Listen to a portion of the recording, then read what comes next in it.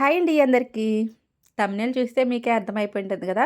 ఇవాళైతే మంచి యూజ్‌ఫుల్ వీడియోతో అయితే మీ ముందుకైతే వచ్చేసాండి. నాకు తెలిసిన కొన్ని విషయాలైతే మీతో షేర్ చేసుకుంటాను. బిగినర్స్‌కైనా, యూట్యూబ్ ఛానల్ కొత్తగా పెట్టే వాళ్ళకైనా చాలా బాగా యూజ్ అవుతాయన్నమాట. కొన్ని కొన్ని చిన్న చిన్న టిప్స్ యూజ్ చేసామంటే ఛానల్ గ్రోత్ అనేది ఆటోమేటిక్‌గా ఉంటుందండి.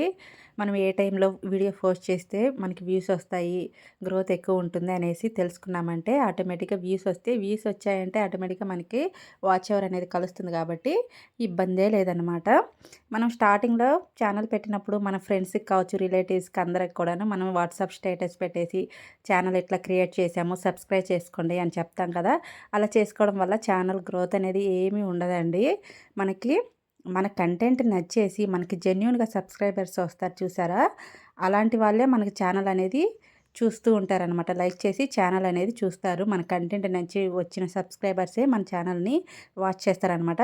ఇప్పుడు జనరల్‌గా మనం వేరే వాళ్ళకి మన ఛానల్‌ని సబ్స్క్రైబ్ చేసుకోండి అని చెప్తాము. వాళ్ళు సబ్స్క్రైబ్ అయితే చేసుకుంటారు.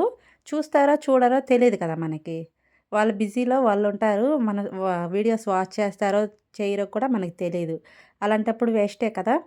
అలా కాకుండా మన వీడియోస్ నచ్చి, మన కంటెంట్ నచ్చి వచ్చిన సబ్స్క్రైబర్స్ అయితే వాళ్ళు వీడియోని పూర్తిగా చూస్తారు. వీడియోని పూర్తిగా చూడడం వల్ల వ్యూస్ వస్తాయి. వ్యూస్ రావడం వల్ల వాచ్ అవర్ కూడా పెరుగుతుంది. ఇట్లా బెనిఫిట్ ఉంటుందండి. మనకు తెలియని విషయాలు ఒకరి దగ్గర నుంచి నేర్చుకోవాల్సిన అవసరం ఏం లేదు. వైటీ స్టూడియో ఉంటుంది కదా! YouTube studio app. దాన్ని ఓపెన్ చేశామంటే ఆటోమేటిక్‌గా యూట్యూబ్ స్టూడియో యాపే మనకు అన్నీ నేర్పిస్తుందండి. మన సబ్స్క్రైబర్స్ ఏ టైంలో ఫ్రీగా ఉంటారో ఆ ఛానల్‌లో మనము వీడియోని రిలీజ్ చేశామంటే మనకి వ్యూస్ పెరుగుతాయి. వ్యూస్ వచ్చాయంటే ఆటోమేటిక్‌గా మనకి వాచ్ అవర్ అనేది వస్తుందనమాట. మనకి వైటీ స్టూడియో యాప్‌లో ఆడియన్స్ అనేది ఉంటుంది కదండీ! ఆడియన్స్ గ్రాఫ్ అనేది ఉంటుందనమాట. అక్కడ మనకి బాగా డార్క్ బ్లూ కలర్‌లో ఉంటాయి కదా లైన్స్.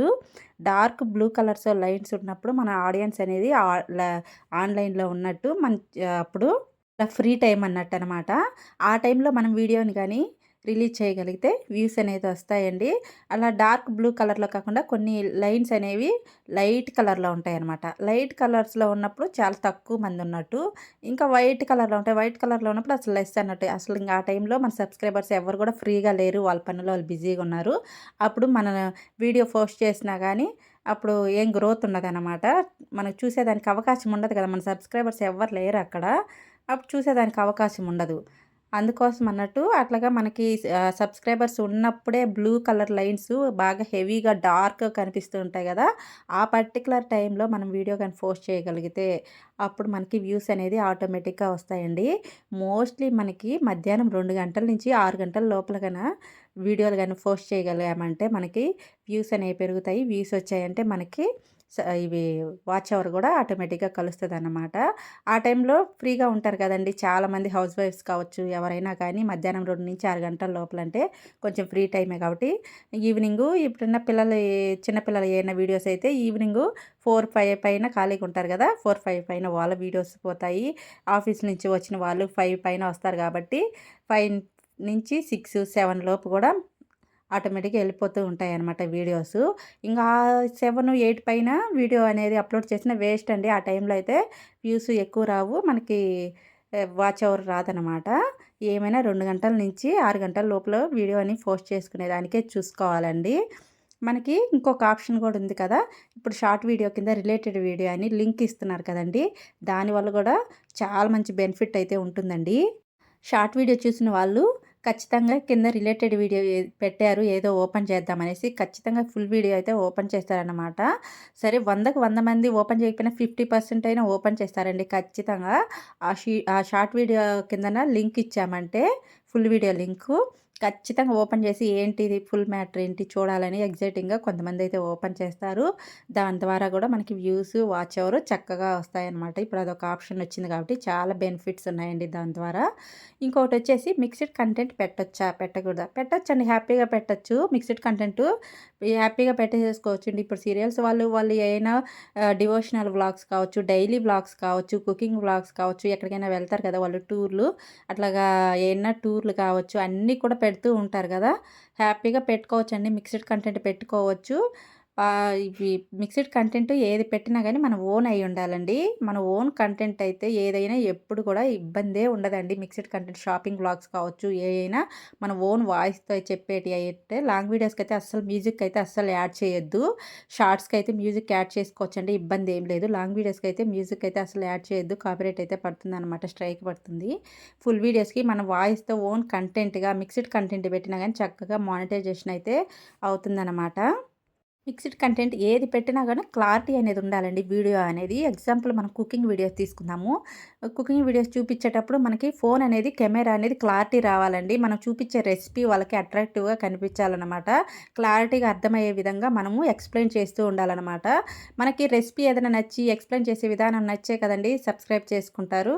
వీళ్ళ కంటెంట్ బాగుంది, చెప్పే విధానం బాగుంది, మనకు చక్కగా అర్థమవుతున్నాయి, వీళ్ళని సబ్స్క్రైబ్ చేసుకొని వీళ్ళని ఫాలో అయ్యామంటే మనకి మంచి మంచి వీడియోస్ అయితే చూడొచ్చు అన్నట్టు ఫాలో అవుతారు కదా!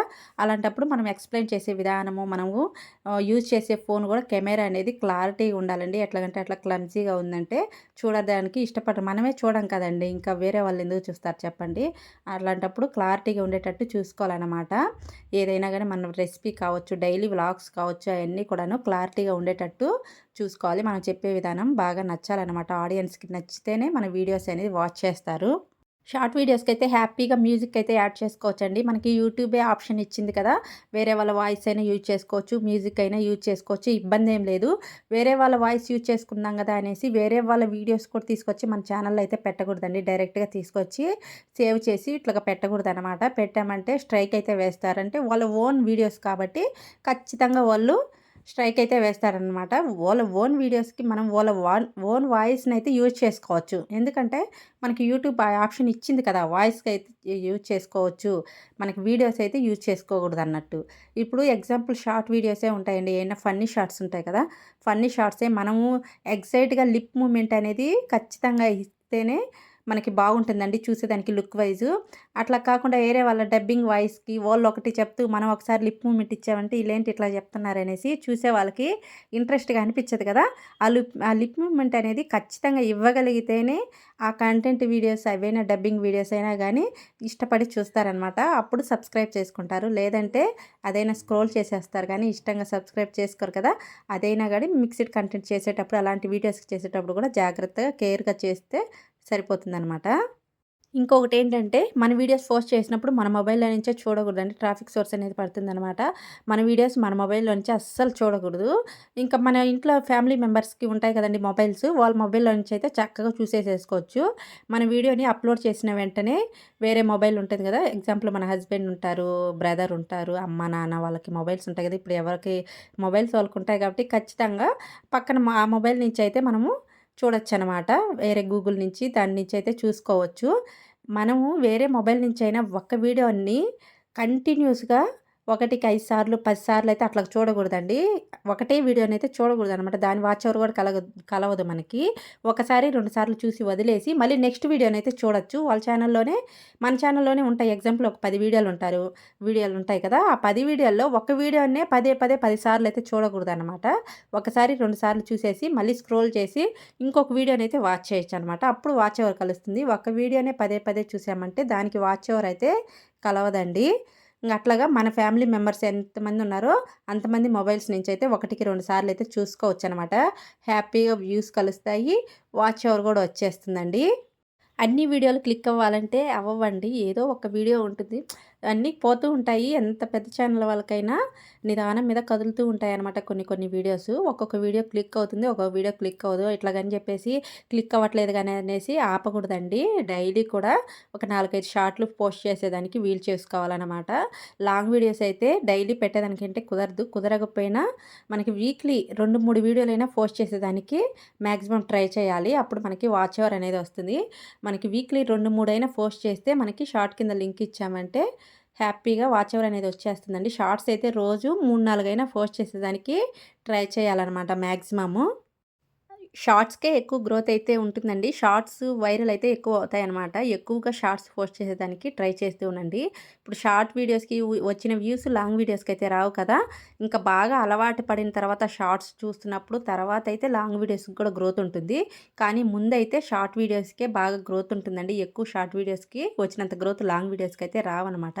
అందుకు స్టార్టింగ్‌లో షార్ట్ వీడియోసే ఎక్కువ పోస్ట్ చేసేదానికి ట్రై చేస్తూ ఉండండి.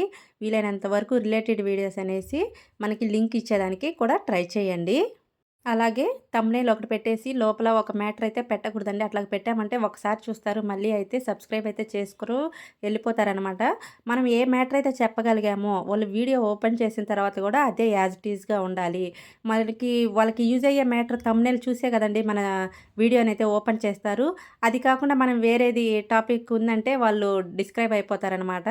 ఇదేంది వేస్ట్ ఛానల్ ఉన్నట్టుంది అనేసి వాళ్ళు బ్యాక్ అయితే వెళ్ళిపోతారు. అలాగైతే చేయకూడదు. మనం థంబ్‌నెయిల్ ఏది పెడతామో యాజ్ ఇట్ ఈస్‌గా కరెక్ట్‌గా సెట్ అయ్యేటట్టే ఉండాలండి. అలాగే వైటీ స్టూడియో మనకి కొన్ని కొన్ని రికమెండెడ్ వీడియోస్ కూడా రికమెండ్ చేస్తూ ఉంటుందండి. ఇట్లాంటి వీడియోస్ మీరు చెయ్యండి, క్రియేట్ చేయండి, ఇట్లాంటి వ్లాగ్స్ చేయండి అని రికమెండ్ చేస్తుందనమాట వైటీ స్టూడియో. అలాంటి వీడియోస్ చేసినా కానీ మనకి ఛానల్ అనేది గ్రోత్ ఉంటుందనమాట. రికమెండ్ చేస్తూ ఉంటుందండి. వైటీ స్టూడియో ఓపెన్ చేశామంటే మనకి తెలియని విషయాలు ఎన్నో నేర్చుకోవచ్చనమాట. అసలు జీరో నాలెడ్జ్‌తో స్టార్ట్ చేసినా కానీ వైటీ స్టూడియో అనేది చాలా నేర్పిస్తుందండి. మనకి చాలా అంటే చాలా మనకి నాలెడ్జ్ అనేది ఇస్తుందనమాట. రికమెండెడ్ వీడియో వస్తుంది. దాన్ని నెక్స్ట్ అయితే అది రికమెండ్ చేసిన వీడియోని చేసేదానికి ట్రై చేయాలనమాట మనము. నాకు తెలిసిన నాలెడ్జ్ అయితే మీతో షేర్ చేసుకున్నానండి. ఐ హోప్ ఈ వీడియో మీకు నచ్చే ఉంటుంది అనుకుంటున్నాను. ఒకసారి డెఫినెట్‌గా చిన్న చిన్న టిప్స్ అయితే ఫాలో అయిపోండి. మన ఛానల్ ఫస్ట్ టైం ఎవరైనా చూస్తున్నట్టయితే ప్లీజ్ ఒక లైక్ ఇవ్వండి. మీరిచ్చే లైక్ వల్ల ఈ వీడియో అనేది ఇంకొంతమందికి రికమెండ్ చేస్తుందనమాట. ఒక చిన్న లైకే అనుకుంటాము. లైక్ వల్ల మనకి బూస్ట్ అనేది వస్తుందని నెక్స్ట్ వీడియో చేసేదానికి ఎంకరేజ్‌మెంట్ లాగా ఉంటుందనమాట. మన ఛానల్ ఫస్ట్ టైం ఎవరైనా చూస్తున్నట్టయితే ప్లీజ్ లైక్ చేయండి. లైక్ చేసి సబ్స్క్రైబ్ అయితే చేసుకోండి. ఇంకో మంచి వీడియోతో అయితే మీతో షేర్ చేసుకుంటాను. బాయ్ అండి.